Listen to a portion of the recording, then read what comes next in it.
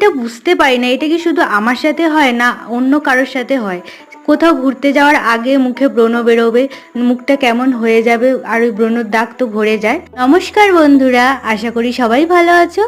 আমি শ্রদ্ধা, আমার একটা নতুন মিনি ব্লগে সবাইকে স্বাগত।